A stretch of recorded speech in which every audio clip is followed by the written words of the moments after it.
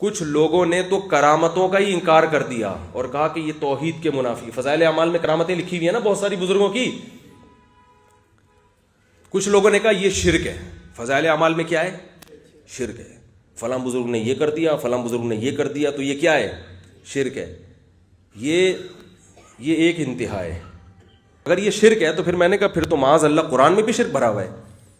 قرآن میں آتا ہے کہ سلیمان علیہ السلام اپنے دربار میں بیٹھے ہوئے اپنے محل میں, اور ملکہ سبا کے بارے میں رپورٹ مل گئی. ہدہد نے آگے بتا دیا کہ وہ چل پڑی ہے, آ رہی ہے, انسان بن کے کیا ہو رہی ہے, وہ آ رہی ہے.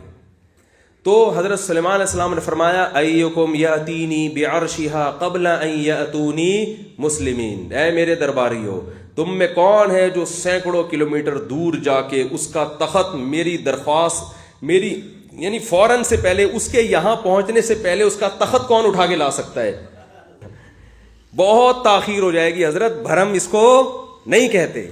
انا آتی کا بھی, میں تخت لے کر آؤں گا, قبل ان یرتد الیک طرفک, آپ کی پلک جھپکنے سے پہلے, یہ کہا اور تخت موجود ہے.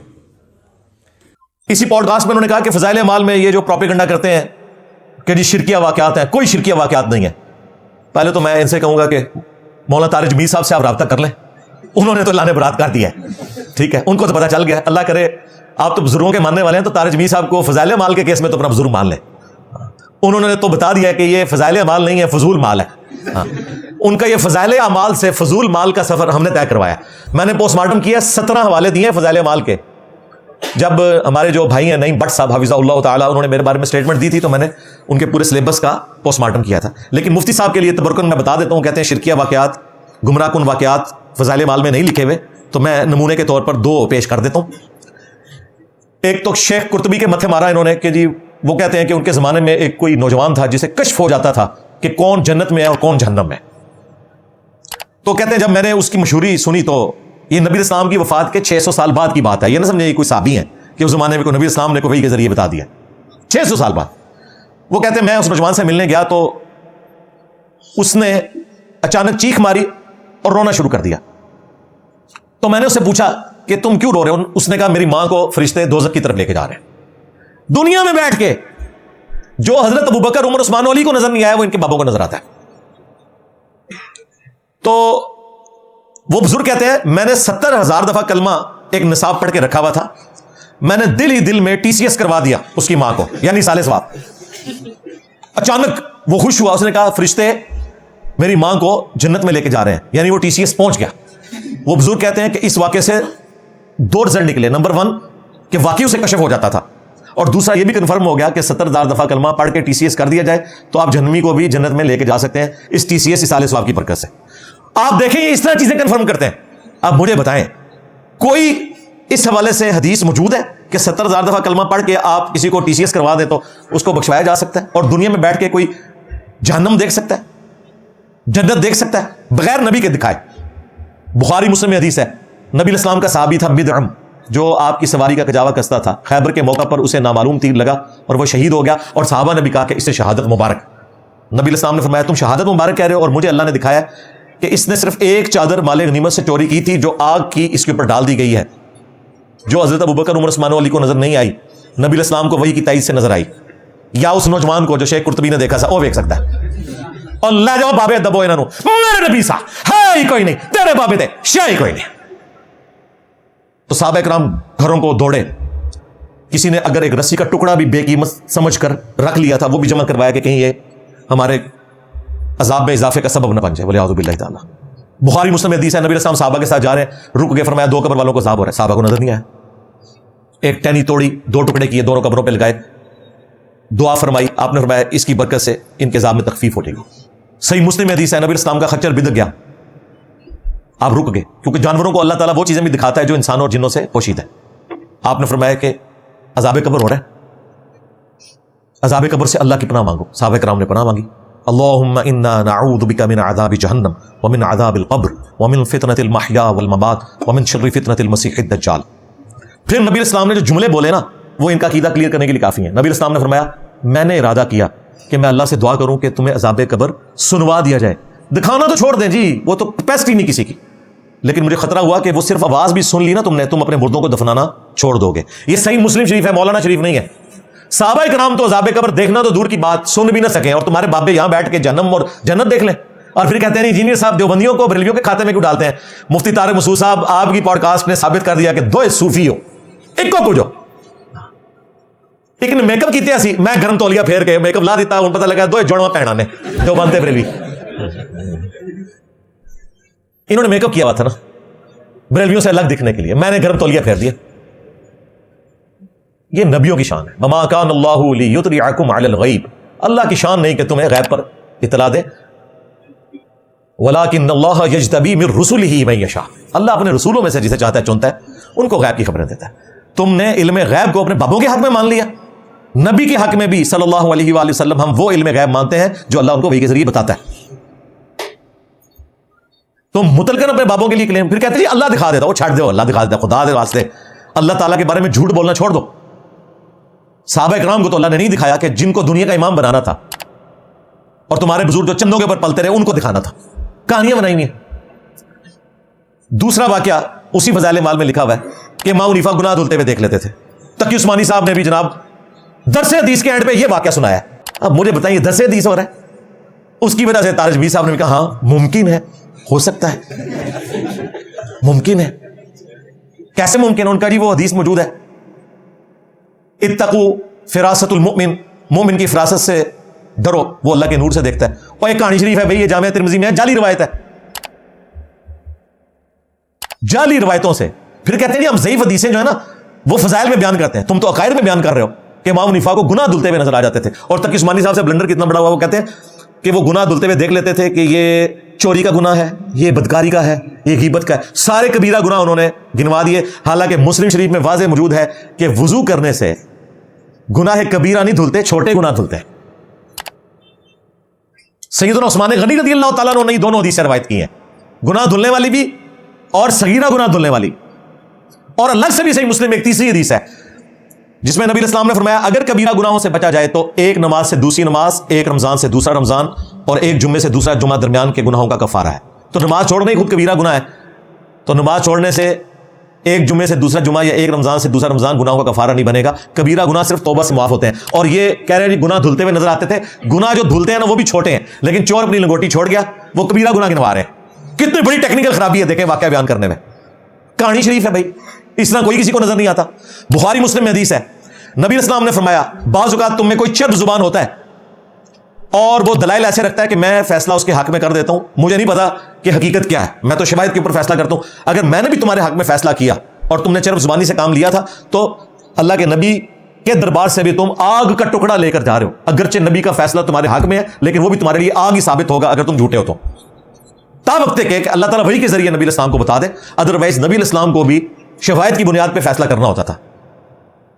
یہ لوگ پتہ نہیں کہاں سے گناہ دھلتے ہوئے ان کو نظر آ جاتا ہے.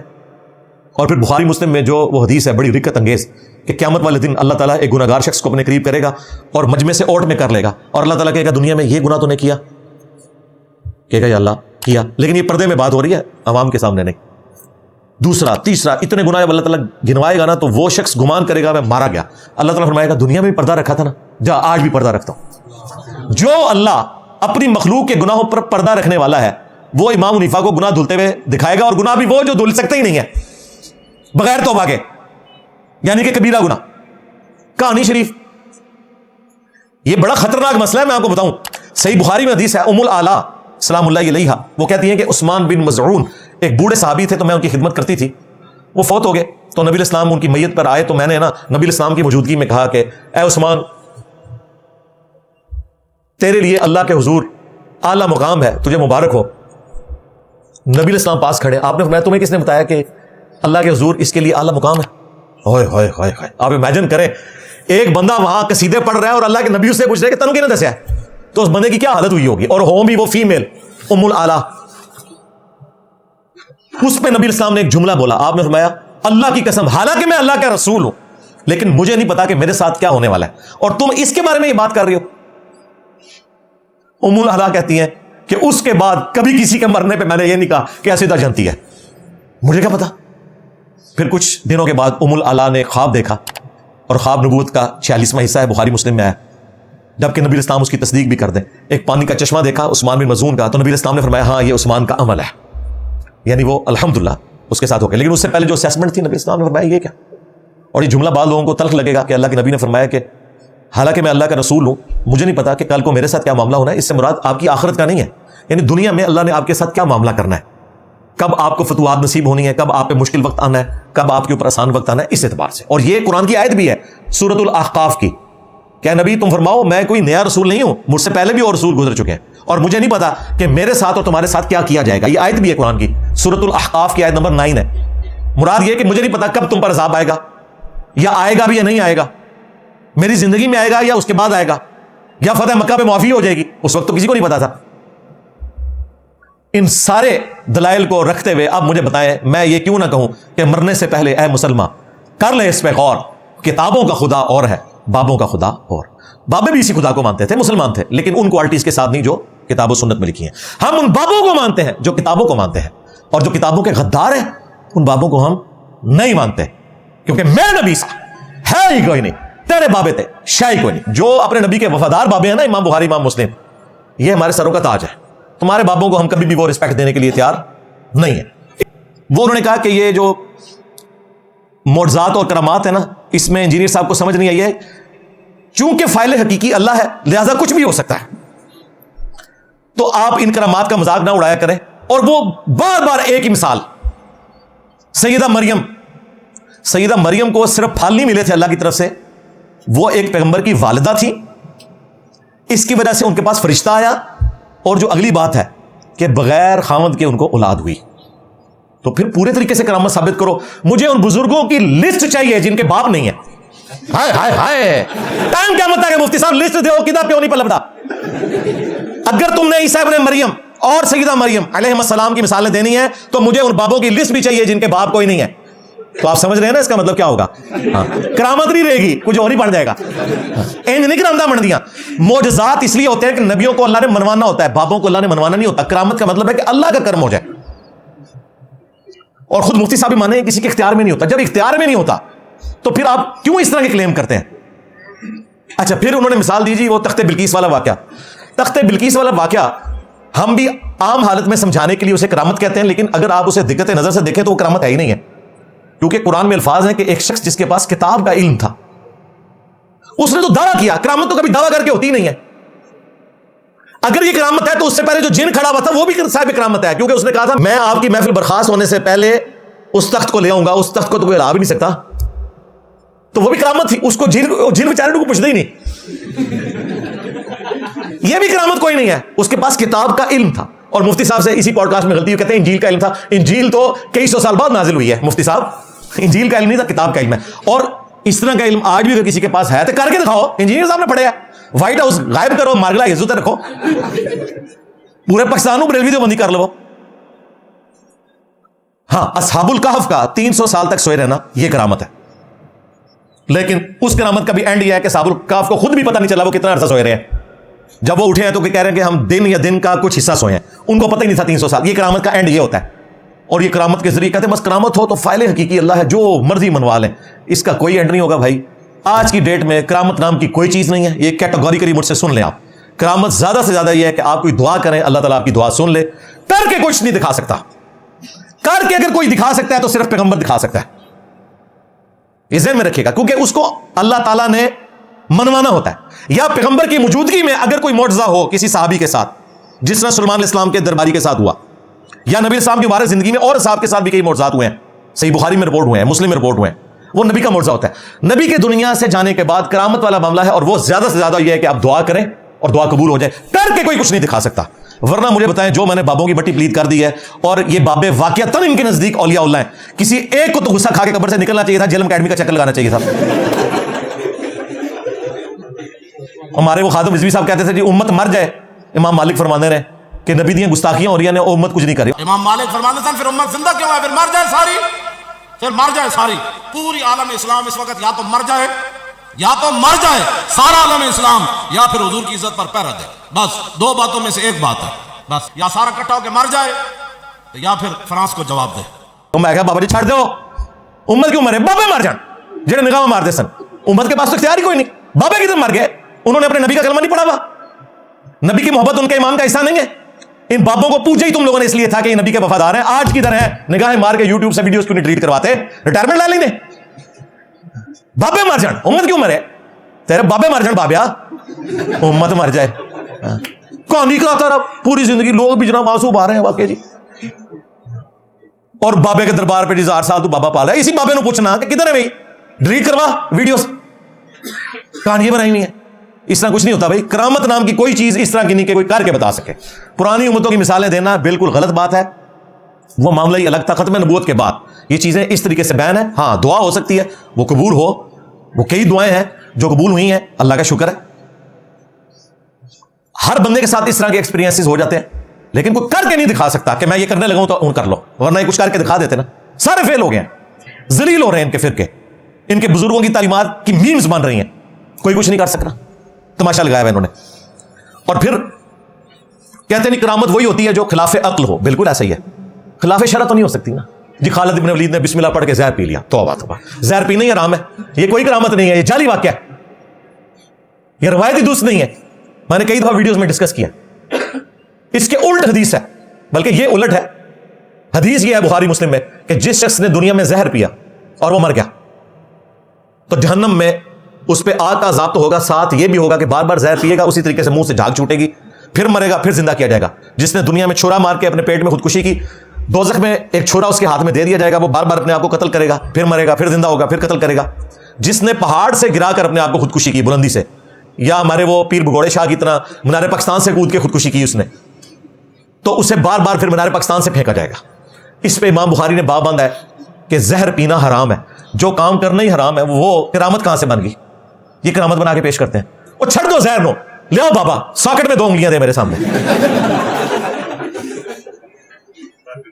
लाग पता जाएगा, सारी बुजुर्गी निकल जाएगी जी। बुजुर्ग जी हर चीज का इल्म है, बुजुर्ग छड़ दो।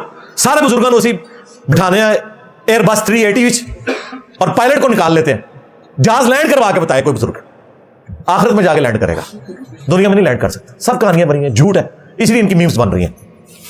हाँ जी मेरे भाइयों, अब आखिर में जो 5 इल्मी पॉइंट्स अकायद के एतबार से मैंने डिस्कस करने थे वो मुख्तसर है, वो मैं कर लेता हूँ। वैसे तो 15 पॉइंट्स में ही काफ़ी तबीयत साफ हो जाएगी।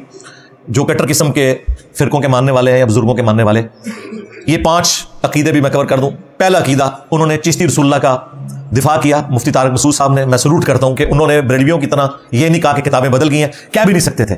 1944 में तो थानवी साहब फौत हुए हैं, 80 साल हुए हैं मुश्किल से। आज 2025 है 6 अप्रैल, अस्सुन्नतुल जलिया फिल चिश्तियतिल अलिया में उन्होंने दिफा किया। अब मुफ्ती साहब को पता था कि काम उन्होंने गलत किया है। उन्होंने कहा कि चूंकि मोइनुद्दीन चिश्ती की बुजुर्गी मानी हुई है, लिहाजा अगर उनकी बातों में 99 मतलब कुफर के निकलेंगे, एक इस्लाम का, तो हम इस्लाम का फतवा देंगे, अगरचे इस तरीके से कलमा पढ़ाना गलत है। भाई कहना क्या चाह रहे हो? कलमा पढ़ाना भी गलत है, फिर दिफा भी करेंगे, कहते हैं बुजुर्गी मानी हुई है। बुजुर्गी तो गुलाम अहमद कादियानी दज्जाल की भी मानी हुई थी, मुनाजर था मुसलमानों का, हनफी सुन्नी था। जब उसने दावा नबूवत किया, असल में तो दिमाग खराब हुआ है इसका आखिरी 5 सालों में, 1903 से 1908 के दरमियान। उससे पहले तो वो और बातिल तावीलात करता था। उम्मती नबी होने का दावा उसने उस वक्त किया, तो फिर उसकी भी खिदमत है जी। बुजुर्गों की बुजुर्गी चुके मानी हुई है। भाई कहां से मानी हुई है? इन बुजुर्गों का वाहिद तारुफ इनकी किताबें थी और सारी शिर्क का पुलन्ना है। हमारे नजदीक तो इनकी बुजुर्गी ना मानना जरूरी है। अगर कश्फुल महजूब शिरकिया किताब है तो अली बिन उस्मान अजमेरी की बुजुर्गी साबित नहीं होगी, क्योंकि एक्सटर्नल सोर्स कोई नहीं ना हमारे पास। सहाबा और अहले बैत के लिए हमारे पास एक्सटर्नल सोर्स मौजूद है, कुरान और सुन्नत।